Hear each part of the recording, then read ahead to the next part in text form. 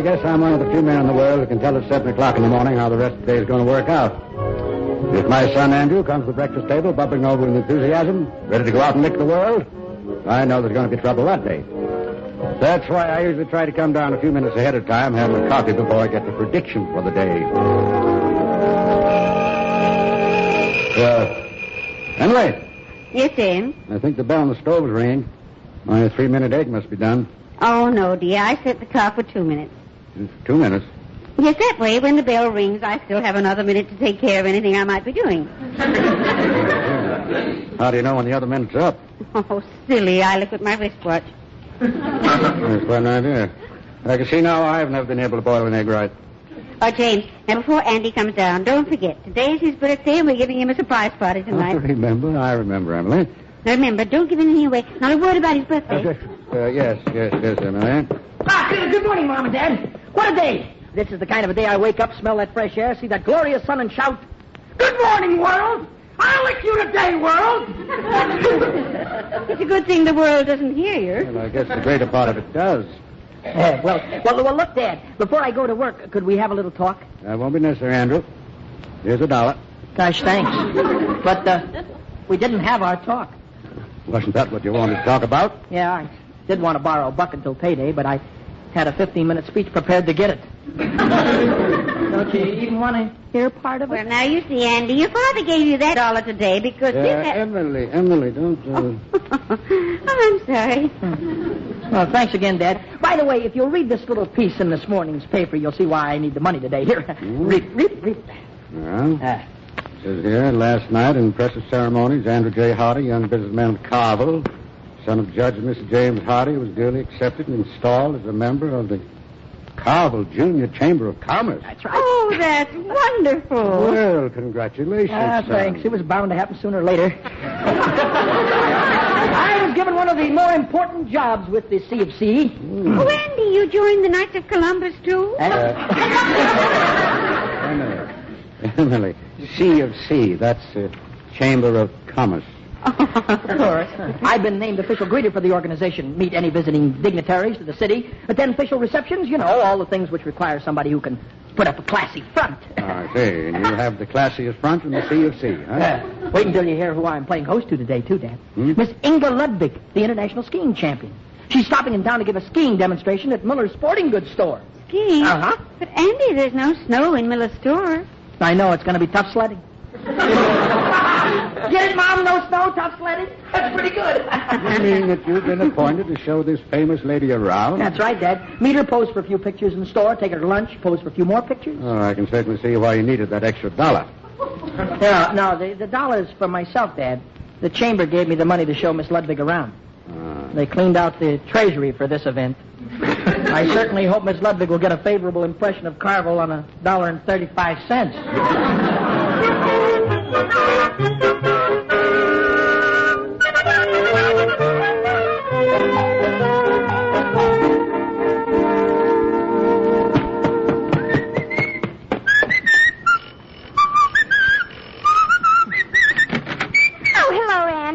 Polly, have you read this morning's paper yet? I certainly have. Oh, I'm so proud of you. A member of the Junior Chamber of Commerce. I tell you, Polly, what with my work and all my social activities, the days just aren't long enough.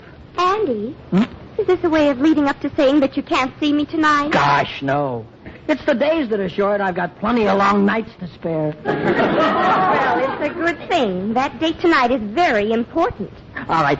Say, Polly, I've got something important to tell you. May I come in? Sure. Thank you. Come over and sit down on the Davenport. Thank you. A lot of women aren't very understanding about certain things. I mean, if some girls were to hear that their boyfriends took another girl to lunch, they'd become very jealous. Yes? Polly, I have to take Inga Ludwig, the international skiing champion, to lunch today. It's for the Junior Chamber of Commerce, of course. Well, thanks, Polly. I knew you'd understand. See you later. Andy Hardy? Yes? Take a look at this picture in yesterday's paper. Yeah? Oh, that's good. Wow! Who is that gorgeous creature? Get a load of that bathing suit. Who is it? Miss America? That Andrew Hardy is Miss Inga Ludwig. Huh? The international skiing champion. Gosh, she must freeze to death skiing like that. the girl you're going to eat lunch with today. Oh, no, I'm not. Who could eat sitting next to something like that? If you get all silly over this girl... Now, Polly, I told you this was strictly business. Just a simple social function. What could happen at lunch? She's just an ordinary girl who happens to look like an angel and ski like a champion. What does that mean to me? Oh, silly. What could I possibly see in her? Well, I must admit you're not a very ideal couple. It says in the paper that she's 25 years old and stands 6 feet 2. 6 feet 2? Polly, let's not fight this thing. She's bigger than both of us.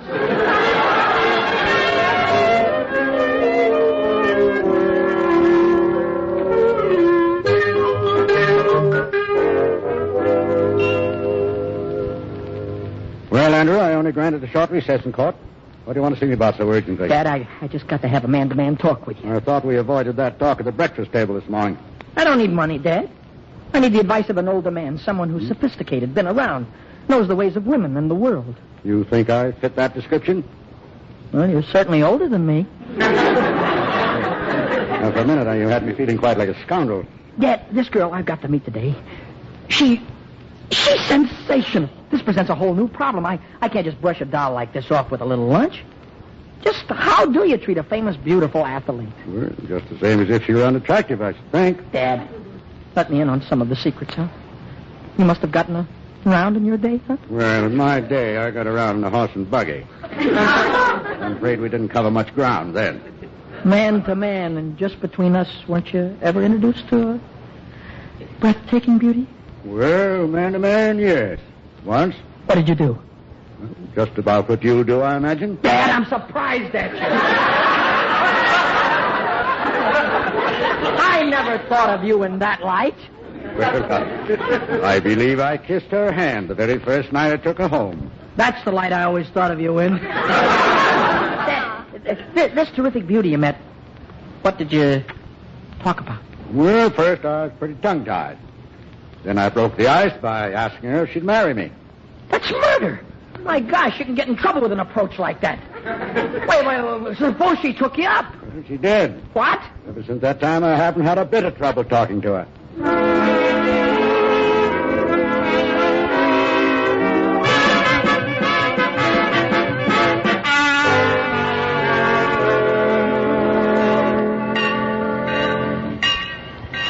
There she is. That Tinker Ludwig over there, Andy. Come on, Bill. Okay. I'll greet her, and then you get some pictures of her. Gee, she's a tall one, isn't she? You'll have to photograph her in sections. Miss Ludwig. Miss Ludwig. Yeah, I am Miss Ludwig. How do you do? I'm Andrew Hardy, Junior Chamber of Commerce. Such a small chamber of commerce. Well, on behalf of the city of Carmel, I am here to welcome you and extend the warmest hospitality. No brass bands. In London, there were brass bands. Oh, I'm going to take you over to Miller's Sporting Goods store. The crowd and the band will be waiting there. Crowds, I loathe crowds. Just bands I like. Good. We always have bands for big celebrities, and I must say you're the biggest celebrity I ever I like you. You're so cute. So yumping up and down. Just trying to get a good look at your face. Bill, will you get a couple of shots of Miss Ludwig beside all her luggage here? Right. Yeah. Right, now, face a little to the left, please, Miss Ludwig. A little to the left. Thank you. There we are. Mr. Hardy, you may stand beside me. Oh, thank you. You may put your arm around me. Shouldn't I be shaking hands with you? Something like... Would you rather? Kind of ridiculous, isn't it? Yeah. There, how's that? Huh? Perhaps you should put both arms around me like a hug, a big hug of grief. Boy, do you know how to pose for a picture? How's this, Bill? Oh, fine. And now, Mr. Hardy, I will plant a kiss of greeting on your cheek. That's great, folks. Hold it. That's it. Got it. May we go now, Mr. Hardy? The picture is over. Oh, yeah. Mr. Hardy, the hug is now also over. Oh, excuse me. That's right. And now we go where the band will play, huh? Oh, no, not yet. I'm taking you to lunch first, Miss Ludwig. Mr. Hardy. Yes. You may call me Ingeborg. And you may call me Ingeborg. My name is Bill. Your job is finished. See you later, billboard. Well, Ingeborg, shall we tie on the feedback? Oh, and you are so sophisticated. Oh, well. You remind me of a very dear friend of mine in New York. Oh, really? Yeah, he is so delightful. Lives in a luxurious penthouse high above the city. Resemblance is amazing.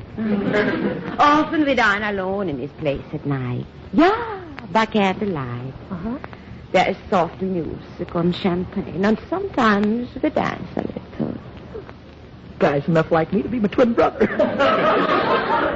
You know, Ingeborg, I often do those things, too. Oh, not really. How delightful. Of course, I don't live in an apartment. Got a complete house. Oh, how quaint. Lots of nights I dine by candlelight with soft music. Soft music, Grieg, Debussy. Spike Jones. You are romanticist, too. Sometimes I dance a little, too. And who do you do all this with? Nobody, but it's terribly sophisticated. I would love to dine at your place by candlelight. How about tonight? Yeah. I break away from the boring public demonstration early and be at your place by 8 o'clock. Fine. I'll be there, too.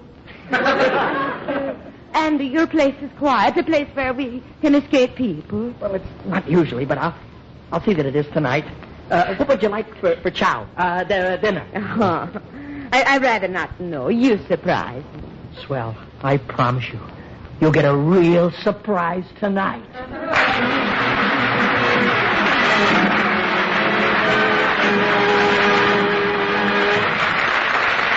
In a moment, we will return to the Hardy family. But first, a word from your announcer.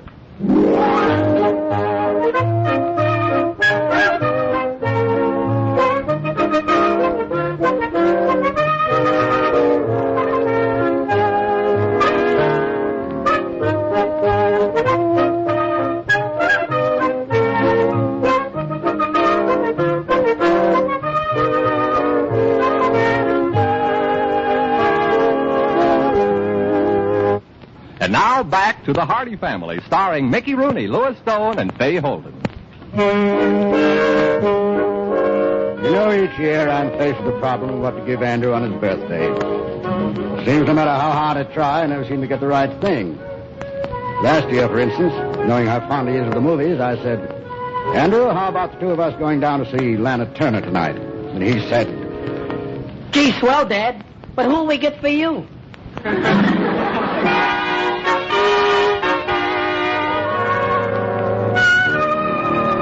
Yes, Andrew's birthday's always been a problem to me. But today he settled down to being a businessman, and I think the surprise party we're planning for tonight will be about the nicest birthday present we could give him. Well, Andrew, I suppose you're going over to see Polly Benedict tonight. No, don't think so. Dad, why don't you take Mom to the movies tonight? You both had a hard week. Do you good to get out, huh? No. We planned on just spending a quiet evening at home. Dad, I know you folks budget yourselves. If it's the money, I didn't spend $1 you loaned me today. Here, take it and have a good time at the movies. No, we can't. You see, we're planning... Emily, don't... Oh, but it's 7 o'clock, and you know what we planned for 8 o'clock. That's exactly the time the second show starts at the Bijou. You've just got time to make it, Mom. Andrew, didn't I hear you say you had a date with Polly tonight?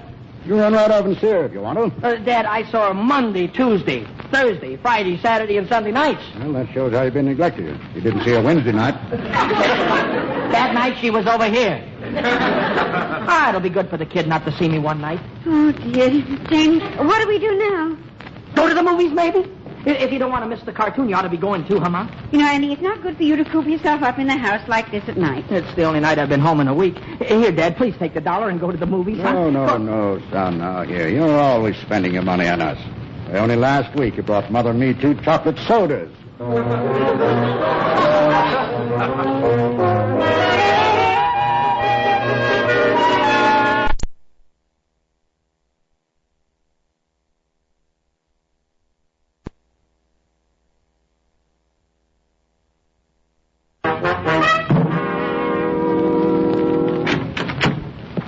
Oh, Polly, am I glad you came over. We just can't get Andy out of the house. Is there anything you could do? Well, there's one thing that might work. Whenever I really want to influence Andy, I always turn on the charm. That's devastating. Oh, good. Hello, Polly. Hello, Judge Hardy. Polly's going to try and get Ann to go out. Well, I don't know what good it'll do. I've tried every way I can think of. Judge Hardy, I know a way that you never thought of. Well, you go ahead, Polly. Andy's in the parlor. All right, Mrs. Hardy. Hello, Andy. Polly, what are you doing here? I thought I called off our date. Oh, how can you be so cold and cruel? Don't you know how I count the minutes and the hours during the day until I'll see you at night? Well, sure, I guess it's pretty tough on you. Huh? Don't send me away. All I want is just a word, a kind look or two from you. Now, child. I've never seen you like this before. So aloof, so distant. Polly, do you suppose you could be more distant, like, say, over at your place? May I sit on the arm of your chair? You've just got to go home. Oh, you look so masculine and handsome sitting here in your new bathrobe. Polly, this is Dad's smoking jacket. It may be a little large, but it's a very sophisticated thing for casual evening wear at home. I slipped into your lap. Polly, I tell you, you gotta. Your hair smells awful good. Like it? Yeah. Your cheek is awful soft, too. Gee, you're cute. Polly, do you suppose you could, would you... Yes, Andy? Would you please get off my lap and go home? No, you're impossible.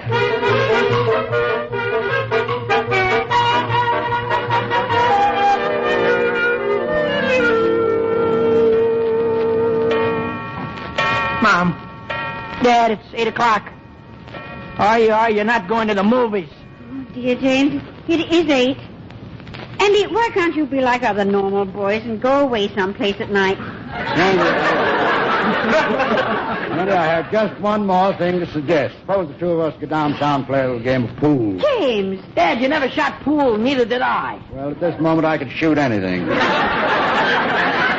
Oh, I can see you two just want to stay home, so I'll go out. Would you feel more like leaving if I promised to go? Oh, now why didn't we all come to this sort of an understanding an hour ago? Well, that's a splendid idea. You go first and we'll follow. No, Mom. You go first, and I'll lock up the house. Goodbye, son. Goodbye. Come back soon. I'll just take a little walk, I think. Bye, Dad. Goodbye, Andy. Bye, Mom. Bye, Dad. Bye-bye. Goodbye, James. Goodbye, James. Emily, we're together, remember? Oh, yes, that's right. Well, good night. I can't stall any longer. I got to catch some before... see you later. Oh, James. He's actually out of the house. Well, if he hadn't gone pretty soon, I'd have put another candle on that birthday cake. James, I just thought... Suppose he doesn't come back for hours. He'll be back before long. Every girl he knows will be out. They're all coming here. Oh, it's going to be so exciting. When we get everything arranged, we'll all hide and turn out all the lights. Yes, I'm just dying to see the expression on the boy's face when the lights do go on and 20 people go Bye.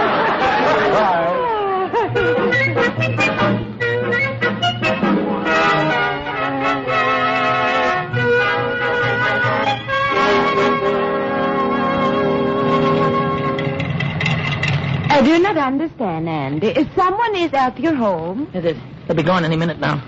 Just the lady who does the housework and the man who does my buying.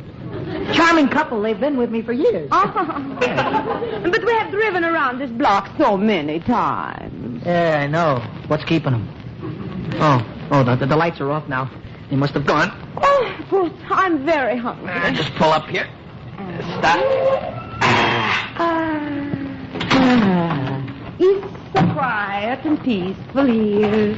Such a charming home you have, far from crowds of people I detest. Yeah, sure. This is the old family home. Been in the family for 2 generations.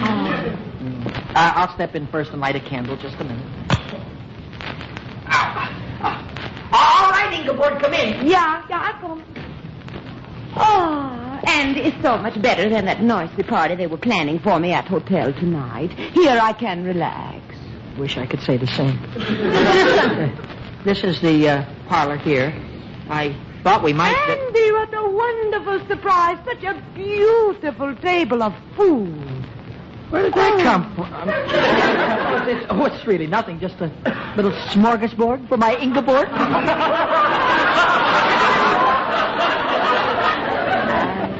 Sit down here beside me. Now?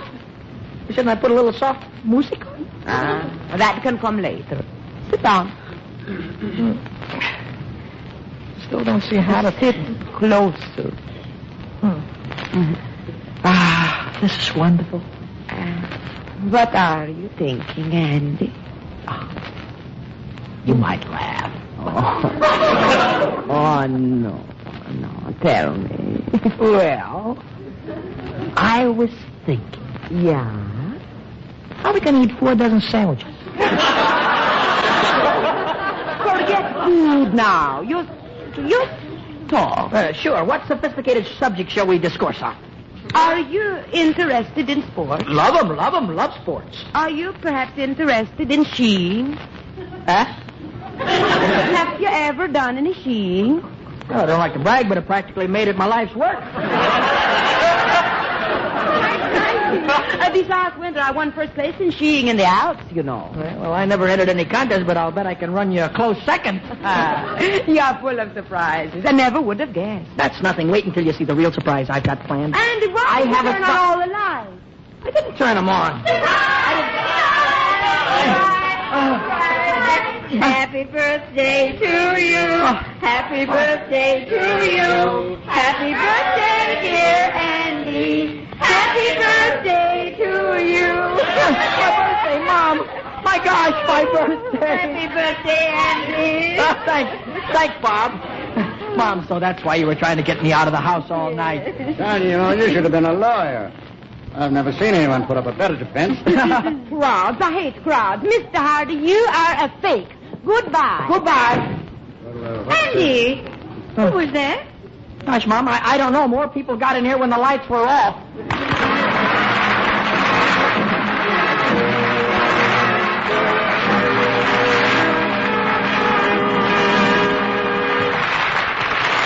In a moment, the Hardy family will return.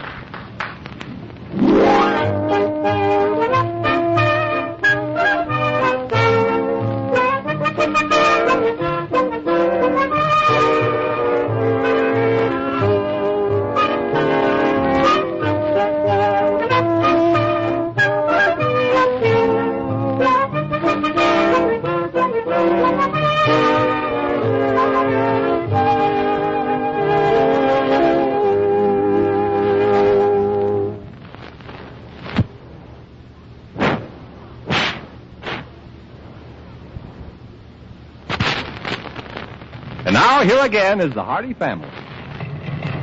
Gosh, Polly, it was sure swell of you and the folks to throw this party for me. I don't know when I've had such a good time. Well, it seems to me you were having a good time before the party. Oh, well, What? Andy, I really think I should straighten you out on your sports. What do you mean? Well, before the lights came on, I was close enough to hear what you and that woman were talking Oh, about. but believe me, I haven't got any idea how she got in there. Yes. Well, I think I can guess.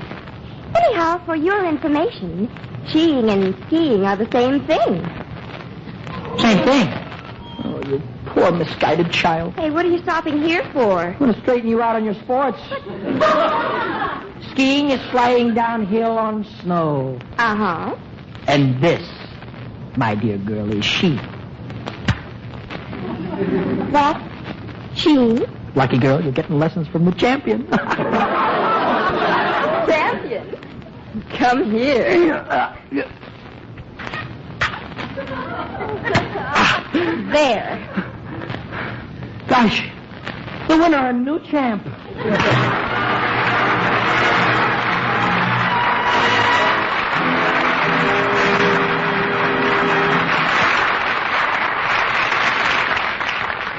The Hardy Hardy Family, starring Louis Stone, Mickey Rooney, and Fay Holden, is presented by arrangement with Metro-Goldwyn-Mayer, producers of East Side, West Side, starring Barbara Stanwyck, James Mason, Dan Heflin, and Ava Gardner.